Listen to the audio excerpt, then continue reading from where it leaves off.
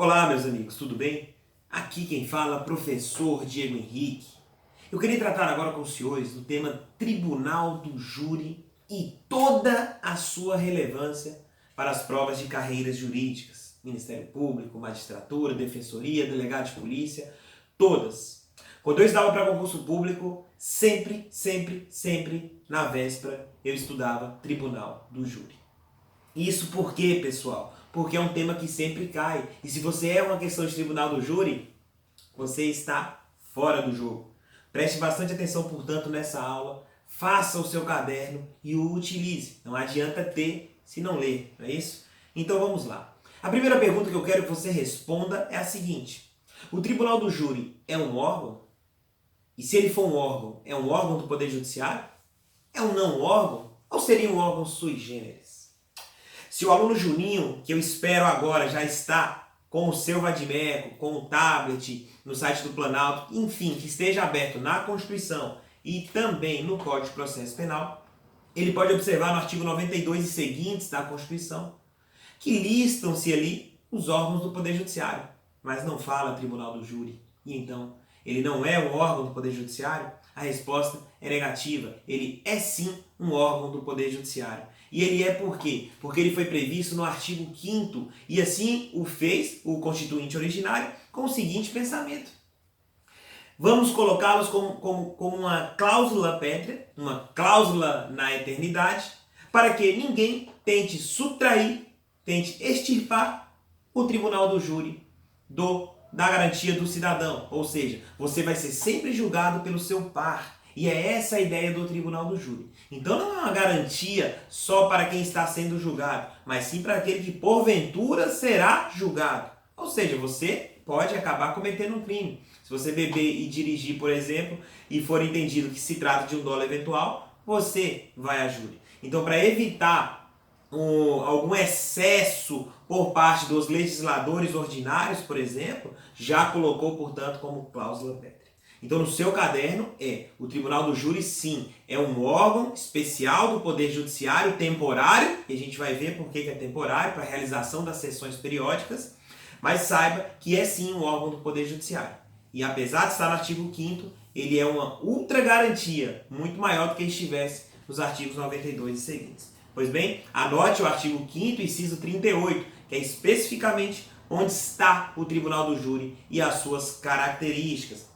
A gente trouxe aqui alguns pontos para tratar no seguinte sentido. Vamos começar com a plenitude de defesa. A primeira coisa que eu quero que você me diga é a seguinte. Essa plenitude de defesa, ela se refere apenas então somente à defesa técnica, aquela exercida por um profissional da advocacia, um advogado, um defensor dativo, ou não? Ou ela também se refere à autodefesa, aquela exercida pelo próprio indivíduo, ainda que ele não tenha capacidade postulatória, ou seja, ainda que ele não seja advogado, ele vai poder se valer da sua defesa. Coloque no seu caderno que a plenitude de defesa ela se refere aos dois tipos de defesa, ok? Defesa técnica e autodefesa. Agora, na defesa técnica, você imagina um advogado. O advogado, para agir, ele vai utilizar de quê? De argumentos jurídicos. Excelência, trate-se de legítima defesa por isso, isso e isso. Trate-se de uma excludente da tipicidade material por isso, isso e isso. Não há culpabilidade, extinguiu a punibilidade e por aí vai. Isso são argumentos extrajurídicos. Argumentos jurídicos. Agora, ele pode se valer de argumento extrajurídico? Pode. Como? Simplesmente no tribunal do júri, a gente tem a figura do magistrado temporário. Como assim, professor? O que seria magistrado temporário? Veja, você está aí ralando um tempão para concurso público e não consegue virar juiz. Mas se você for sorteado como jurado, naquele dia, como um passe de mágica, pá, você virou juiz. E aí você liga para todo mundo falando, olha, virei juiz, vou participar de um tribunal do júri. Sim, você é um dos 25 jurados que compõem o tribunal do júri. Mas você será juiz, por exemplo, por um dia. No outro dia tua mãe contou para toda a rua, e aí você chega na sua casa, o vizinho, fala autoridade, virou juiz, né tu? Virei, mas não sou mais. Como assim? Exatamente. O tribunal do júri traz a figura do jurado, que é chamada de magistrado temporário. Não confundam isso. Se cair na sua prova, saiba, portanto, que o magistrado temporário é o jurado. Naquele momento ele é considerado um juiz. E preste bastante atenção. Por esse motivo ele é funcionário público para fins penais. Ou seja, ele pode responder por corrupção passiva, ele pode responder por concussão e etc. Então, saibam-se dessa exceção. Como é o jurado que vai realizar o julgamento para dizer se é condenado ou se será absolvido, pode-se valer de argumentos extrajurídicos. Um jurado pode absolver por dó? Pode. Por piedade, por clemência? Pode. Professor, mas aí seria uma decisão manifestamente contrária à prova dos autos.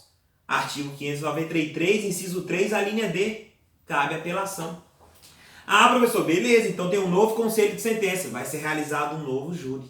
E se de novo, esse novo júri, através da piedade, absolve o indivíduo de forma contrária à prova dos autos? Aí, nesse caso, não cabe mais apelação. Infelizmente, a apelação, nesse caso, só cabe uma vez.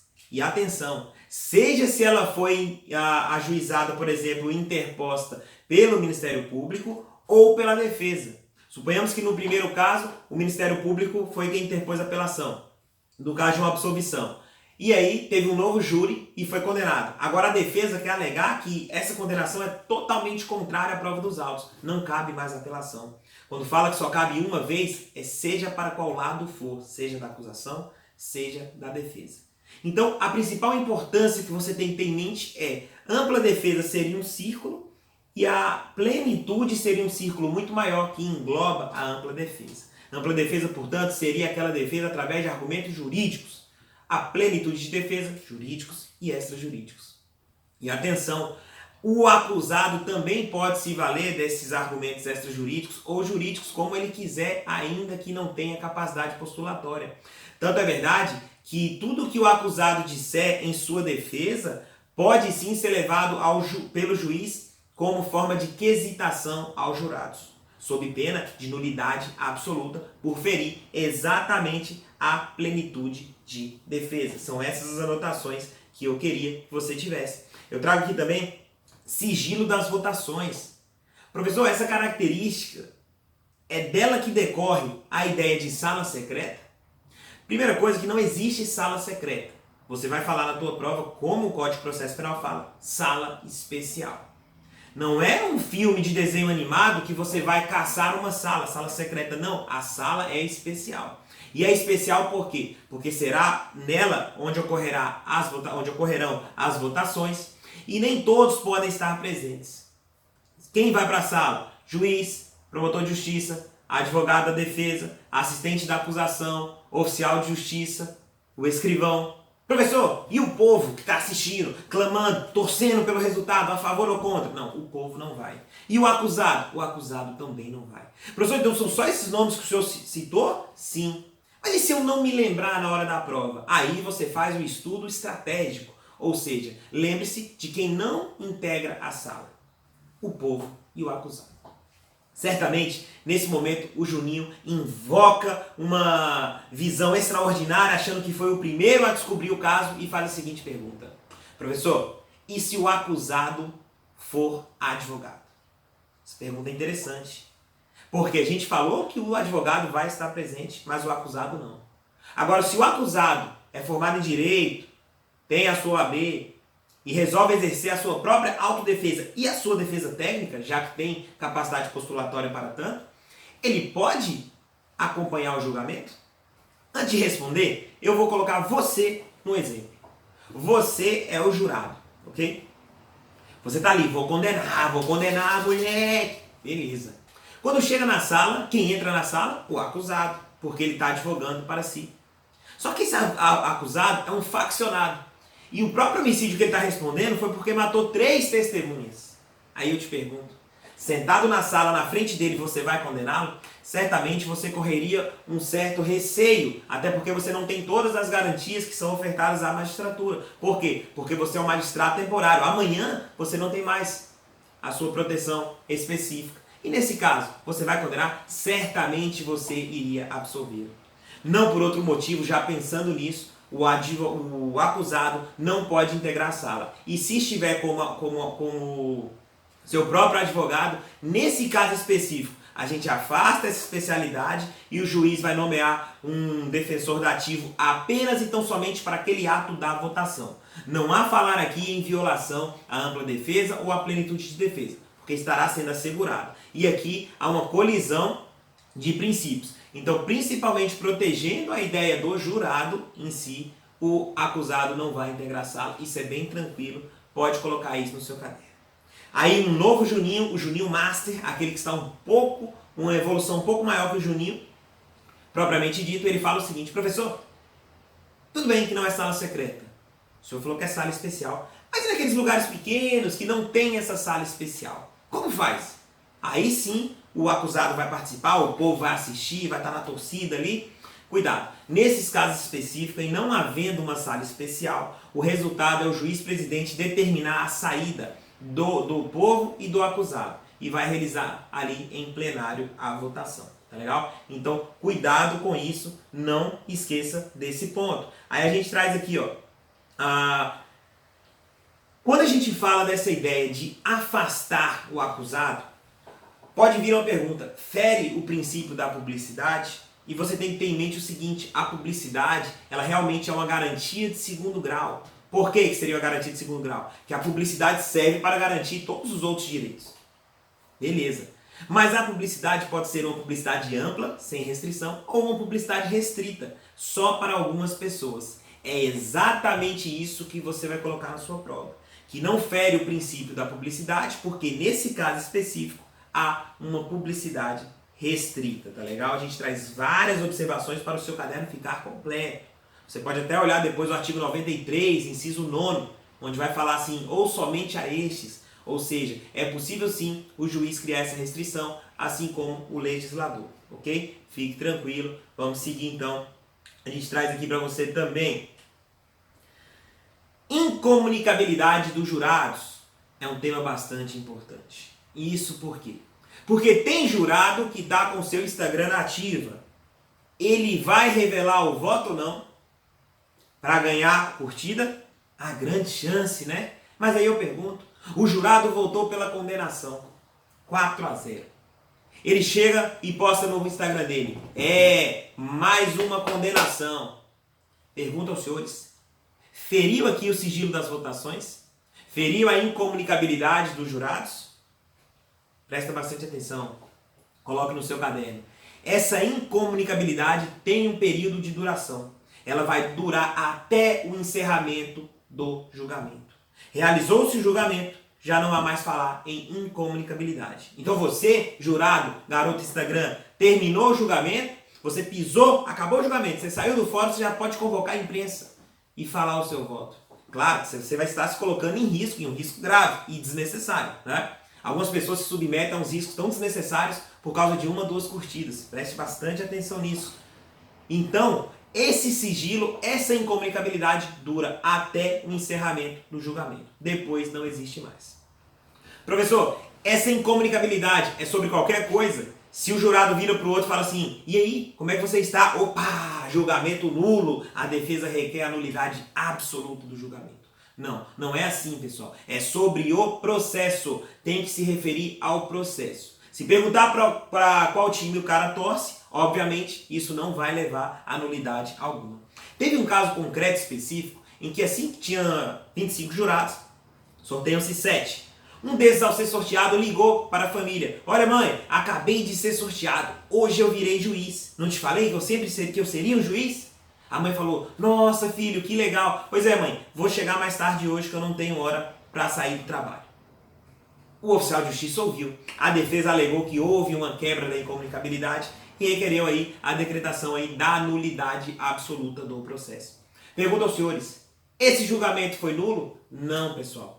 Entendeu-se os tribunais superiores que nesse caso não houve violação à incomunicabilidade, justamente porque ela tem que se referir ao processo, aos seus fatos. E nesse caso, como houve, inclusive, consignou em ata que o oficial de justiça ouviu da seguinte forma, não há falar em nulidade, ok? Então a gente traz também aqui mais uma observação. Tá, e se o advogado, se o jurado é aquele cara resistente, folgado, e ele vira assim: quer saber? Eu quero ver se essa lei funciona no Brasil. Vira pro colega do lado e fala: aí, tô pensando em condenar. Pergunto a vocês, Nesse caso, o jurado vai sofrer alguma consequência? Obviamente, o julgamento vai ter que ser anulado, ou se não teve julgamento ainda, vai ter que dissolver o conselho para um novo, vai remarcar um novo julgamento. Agora, e esse julgado, e esse jurado faltoso, o que acontece com ele? Primeira coisa, ele vai ser excluído do conselho de sentença, obviamente. Segundo ponto, ele vai sofrer uma penalidade, que seria de 1 a 10 salários mínimos, uma multa. Professor, ele pode responder pelo artigo 330 do Código Penal? Ele pode responder pelo crime de desobediência? A resposta é negativa. E é negativa por quê? Para responder pelo crime de desobediência, o Código de Processo, a lei específica, o Código, se ele fizer a previsão de alguma desobediência, também fazendo previsão de uma punição administrativa, por exemplo, sem ressalvar a possibilidade de responder por desobediência, não há que se falar em desobediência. E nesse caso aqui, o legislador já previu o quê? A exclusão do conselho e a aplicação de multa. Agora, se ele colocasse ressalvada a possibilidade de responder por desobediência, aí sim, seria perfeitamente possível, o que não é o presente caso, pessoal. E se passar do horário, professor? Porque até 19 horas, não é isso? O júri começa de manhã, 19 horas, cuidado. Há casos em que o júri pode demorar 2, 3 dias. Nesses casos específicos, o que acontece? Você vai para casa com uma, vamos botar aqui, uma tornozeleira, ou com oficial de justiça do seu lado para confirmar que você não vai conversar com ninguém? Não. Você vai ficar no fórum e lá vai ser observado algum lugar para alojamento dos jurados, com alimentação e descanso, tá ok? Não há que se falar em suspensão de julgamento para você ir para casa, dormir, toma um café e volta no outro dia. Não. Então, não confundam isso, tá legal? Para a gente finalizar esse primeiro bloco, eu quero tratar da votação unânime. Antes da Lei 11.689, em 2008, a reforma do júri que teve, era possível um 7-0. Pergunto aos senhores, 7-0 teve sigilo do voto? Pô, até o Juninho Master consegue responder. Bem, são 7 jurados. Se o cara foi condenado por 7-0, eu tenho certeza que pelo menos 6 votaram para a condenação. Óbvio, né, pessoal? 7 votaram pela condenação. Então não tinha sigilo algum. Para evitar isso, a nova legislação traz o seguinte pensamento. A partir do 4º voto no mesmo sentido, encerra-se a votação. Por exemplo, materialidade. Para votar a materialidade, sim ou não, no momento que tiveram 4 sim, acabou. Acabou-se o que era doce. O juiz não olhará mais os 3 próximos votos. Então, poderia ter sido 4-3? Talvez. Poderia ser 5-2, 6-1, não vai saber mais. 4 votos no sentido par. E para por quê? Porque não tem como haver uma virada. Até o 3º voto, 3-0, dá para virar para 4-3? Dá, né? Claro que dá. Aí eu te pergunto, e se der empate na votação? Seria sim ou não? Juninho, se você conseguir empatar na votação de 7 em números inteiros, você é um mágico, né? Mas obviamente no máximo será 4-3. Então se fizeram 4 votos, encerra-se e não observa os outros 3.